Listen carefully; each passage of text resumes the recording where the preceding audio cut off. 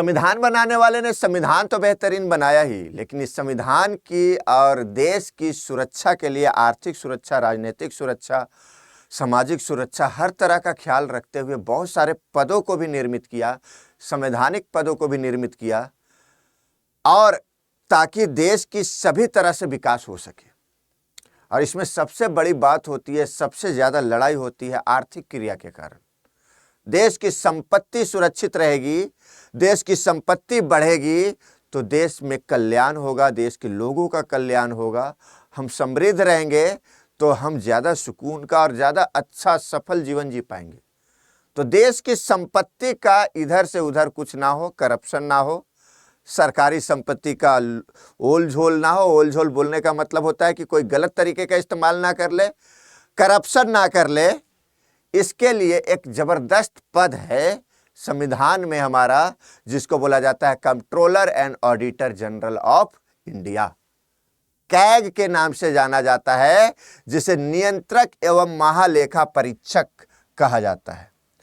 यह वो पद है जो कि गिद्ध जैसी नजर जमाए रखते हैं देश की संपत्ति पर, एसेट पे, कि कोई इसका मिसयूज तो नहीं कर रहा है। और इसके बारे में व्याख्या किया गया है पार्ट 5 में। और पार्ट 5 आर्टिकल नंबर 148 से लेकर 151 तक में व्याख्या है टोटल किसका, तो कैग का, नियंत्रक है ना एवं महालेखा परीक्षक, कंट्रोलर एंड ऑडिटर जनरल का। अब जो है ये इतना बड़ा पद, इसकी नियुक्ति राष्ट्रपति साहब करते हैं, और ये राष्ट्रपति साहब को अपना रिपोर्ट भी देता है, और किसी के प्रति इनकी जिम्मेवारी नहीं है। राष्ट्रपति साहब नियुक्त किए, बहुत पावरफुल पद है ये, सरकार गिराने का ताकत रखती है भाई, ये समझ लीजिए। ये अपना रिपोर्ट सार्वजनिक कर दे, जैसे विनोद राय यूपीए 2 के समय में इतने घोटाले निकाल कर दे दिए कि पूरे पब्लिक को लगने लगा रे बाप कितना करप्ट पार्टी है, और उसका असर इलेक्शन में दिखता है, और 2014 में कांग्रेस हार जाती है। विनोद राय उस समय थे कैग। तो इतना पावरफुल पद है, इतना शक्तिशाली पद है, समझ लीजिए संविधान ने इतनी शक्ति दिया है। तो ये करता क्या है, आइए जानते हैं एक एक करके। पहली बात तो आर्टिकल नंबर, अगर एक सिंपल सा पूछा जाए कि कैग किस अनुच्छेद में है, तो आर्टिकल नंबर 148 में बताया गया है। और इनकी नियुक्ति करते हैं कौन, तो हमारे राष्ट्रपति महोदय नियुक्ति करते हैं, राष्ट्रपति के द्वारा डायरेक्ट नियुक्त किया जाता है। और ये जो है एडमिनिस्ट्रेशन और इकोनॉमिक एक्टिविटी के अच्छे जानकार भी होते हैं, ताकि ये काम कर पाए। कुछ इंपॉर्टेंट फैक्ट जान लेते हैं कि कैग के बारे में क्या क्या है।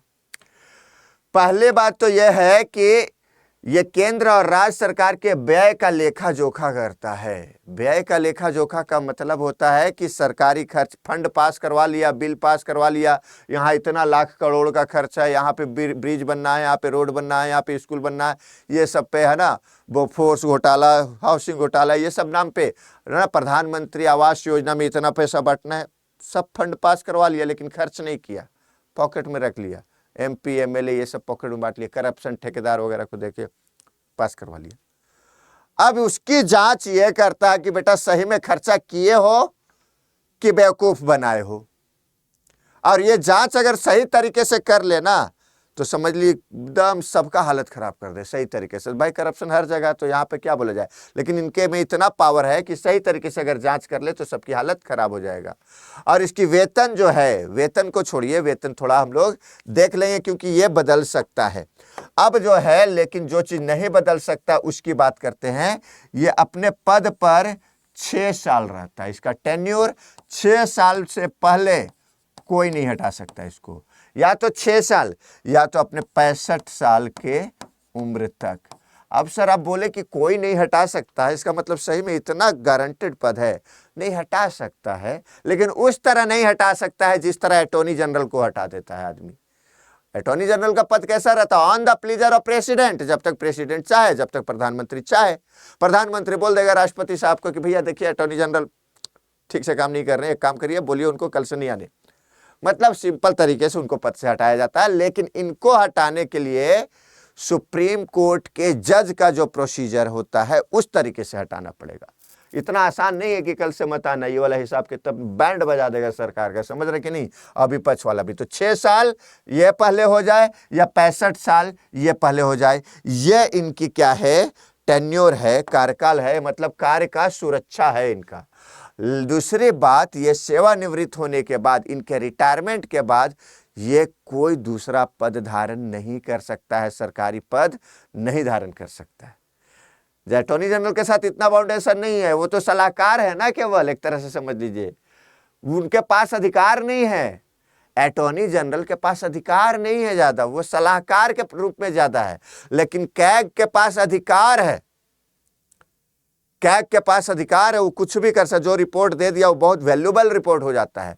तो इसी वजह से जब कहीं ये करप्शन में लिप्त ना हो जाए, सरकार से मिल ना जाए कि भाई हाँ ठीक है, हम आपके अभी जो है घोटाले को नहीं उजागर करते हैं और अगले साल हम रिटायर्ड हो रहे हैं, हमको ये पद दे दीजिएगा, नहीं हो सकता है। इसीलिए कंडीशन है कि भैया इनको पद दिया ही नहीं जा सकता है, सरकारी पद, कि भाई आप करप्शन भी कर लोगे तो भी नहीं दिया जाएगा। तो सेवानिवृत्ति होने के बाद कोई सरकारी पद इनको नहीं मिलता, पहली बात, एक बात तो यह है। दूसरी बात, इनकी अवधि से पहले, इनका अवधि का मतलब इनका टेन्योर से पहले इनको पद से नहीं हटाया जा सकता है, समझ रहे हैं। दूसरी बात, हटाना भी है तो सुप्रीम कोर्ट के जज के प्रक्रिया से, और सुप्रीम कोर्ट के जज को कैसे हटाया जाएगा, पार्लियामेंट से हटेगा, वोटिंग के द्वारा हटता है। बहुत लंबी चौड़ी प्रोसेस है, बताएंगे, आज इस पे फोकस करते हैं। तो मतलब पक्ष विपक्ष सभी संसद सदस्य जो है ना, सब मिल के हटाते हैं। एक आदमी के बस में नहीं है कि राष्ट्रपति बोल दिया तो हट गया या प्रधानमंत्री बोल दिया तो हट गया, ऐसा पद नहीं है ये कैग वाला। दूसरी बात, ये लोक लेखा समिति के गाइड, मित्र और मार्गदर्शक कहा जाता है। ये अपनी रिपोर्ट जो तैयार करके भेजते हैं, तो कहाँ भेजते हैं, मतलब किनको देते हैं, राष्ट्रपति महोदय को देते हैं। राष्ट्रपति महोदय वो रिपोर्ट को पार्लियामेंट में भेजेगी, पार्लियामेंट में एक कमिटी बनाई जाती है, PSC committee, public account committee, है ना, पीएससी कमिटी, लोक लेखा समिति। लोक लेखा समिति इनके रिपोर्ट को जांचेगी, कैग के रिपोर्ट के, कि सही रिपोर्ट बनाया है कि गलत रिपोर्ट बनाया है, कि सरकार के साथ मिली भगत हो गया है या विपक्ष के साथ मिली भगत हो गया है, या रिपोर्ट का डेटा गलत है या सही, सब जांचेगी। और जांचने के बाद उसके बाद फिर से पार्लियामेंट के पटल पे रखेगी, वहां डिस्कशन होगा और चीजें निकल कर बाहर आएगी, लंबी चौड़ी डिस्कशन होगा, वहां से बाहर आएगी, फिर अखबार में, न्यूज चैनल में, सब जगह। समझ रहे कि नहीं समझ रहे। तो यही बात होगी। फिर बात करते हैं कि इनकी योग्यता का उल्लेख तो संविधान में नहीं किया गया है, जैसे कि अटॉर्नी जनरल की योग्यता क्या होती है, सुप्रीम कोर्ट के जज की तरह होना चाहिए, उतना योग्यता होने चाहिए, बनने लायक, ठीक है। लेकिन इनकी योग्यता का स्पष्ट उल्लेख नहीं है। लेकिन यह है कि जब वो इकोनॉमिक्स के क्षेत्र में देख रहे हैं, जब वित्त विभाग देख रहे हैं, तो वित्त विभाग का अच्छा नॉलेज उनके पास होना चाहिए, यह बात कही गई है। किसके लिए, तो कैग के लिए कहा गया है। समझ रहे कि नहीं समझ रहे। कंट्रोलर एंड ऑडिटर जनरल के बारे में यहां पर बात की गई।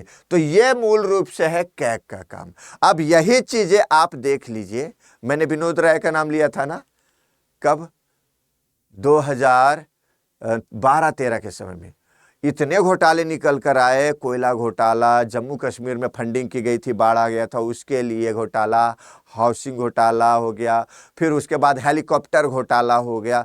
तो ये सब घोटाला एक साथ निकालना चालू किया। पता नहीं सरकार के प्रतिनिधित्व में अभी नहीं निकल के आ रहा, उतना हो सकता है सरकार मजबूत है, अभी नहीं निकलने दे रहा, ये भी हो सकता है।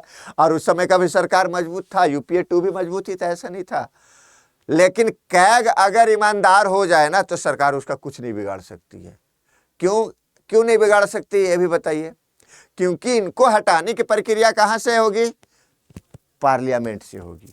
अगर सरकार को लगेगा कि मेरा भाई सब भंडा फोड़ कर रहा है, ये मेरे सारे काले घोटाले जो मेरे एमपी के द्वारा, सरकार जो रहेगी जिस पार्टी की, उसको मेरे एमपी के द्वारा किए गए घोटाले का भंडा फोड़ कर रहा है, इसको हटवाते हैं, और प्रपोजल अगर ले भी आए पार्लियामेंट में, तो जो विपक्ष वाला एकदम मुंह टाइट करके, एकदम कमर टाइट करके जो बैठा है, बोला अच्छा बेटा कैग को हटाओगे, कैग को हटाओगे, तुम्हारा पोल पट्टी खोल रहा है, तो वो लोग विरोध करेगा। और बाकी जो अभी तो ज्यादातर गठबंधन का सरकार चल रहा है, तो सभी लोग को तोड़ेगा फोड़ेगा, भाई देखो सरकार करप्शन कर रही है, इसलिए कैग को हटाना चाह रही है, समर्थन नहीं करना है, तो समर्थन नहीं होता है। तो बहुत कठिन प्रक्रिया है, इतना आसान नहीं है कैग को हटाना, समझ रहे।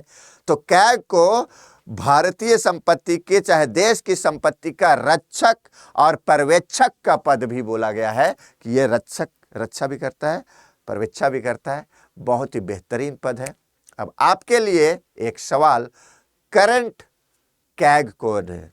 सीएजी के जो करंट चेयरमैन है वो कौन है? कमेंट में बताइए।